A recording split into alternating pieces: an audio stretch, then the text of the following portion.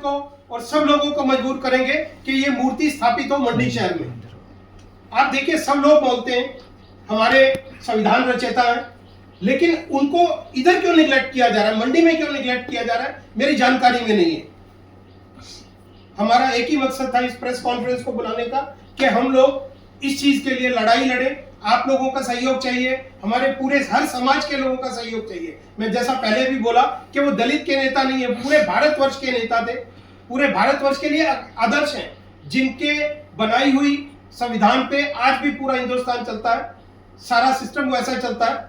तो आप लोगों से मेरा आग्रह है कि आप भी अधिक से अधिक बातें इस बारे में लिखें और लोगों को प्रेरित करें, खासकर हमारे प्रशासन को और हमारे राज्य सरकार को, कि जल्द से जल्द मंडी में मूर्ति स्थापित हो। आपका कोई सवाल हो तो आप पूछ सकते हैं। आपने कोई जगह डिसाइड की है या कोई प्रपोजल आप देंगे प्रशासन को इसके बारे में? देखिए, जगहें बहुत हैं, कहीं भी करना चाहें ऐसा नहीं है।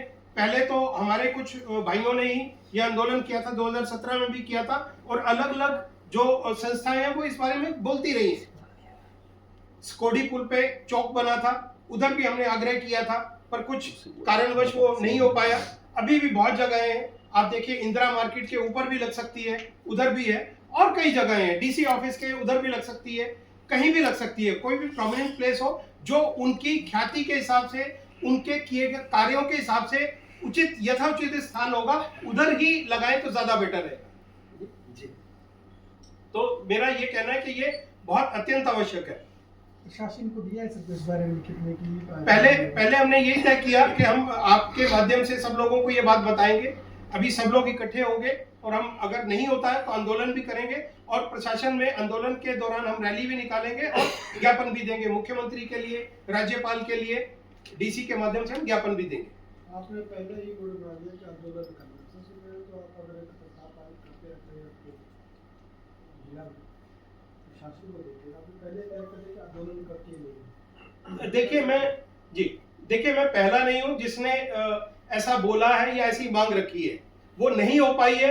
इसलिए मुझे ऐसा लगता है कि शायद हमें कुछ ऐसे कदम भी उठाने पड़ेंगे। इसलिए मैंने बोला, मैं पहला आदमी नहीं हूं जिसने ये मांग उठाई है, उससे पहले भी बहुत लोग उठा चुके हैं, कई संस्थाएं उठा चुकी हैं। तो इसलिए हमने ऐसा ये निर्णय लिया है कि अगर उनको नहीं लगता है, और देखिए हैरानी की बात यह है कि हमारा प्रशासन, हमारी सरकार, जिस भी पार्टी की हो, जो भी अपोजिशन में, सब लोग चाहते हैं बाबा साहब को उचित स्थान मिले, हर जगह स्थान मिले, और उनके किए हुए कामों की रिस्पेक्ट हो पूरे भारतवर्ष में। लेकिन मंडी में क्यों ऐसा हो रहा है ये जानकारी मुझे नहीं है, और ये करवाना बहुत अत्यंत आवश्यक है।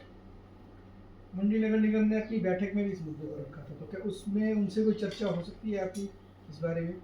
जी, हम जाएंगे। ऐसा नहीं है कि मैं इस प्रेस कॉन्फ्रेंस के बाद तुरंत आंदोलन में चले जाएंगे, ऐसा नहीं है। हम बात करेंगे, विचार विमर्श करेंगे, सब लोगों से, डीसी साहब से भी मिलेंगे। उससे पहले हर आदमी को कंसेंसस बनाना चाहेंगे, सहमति में बनाना चाहेंगे।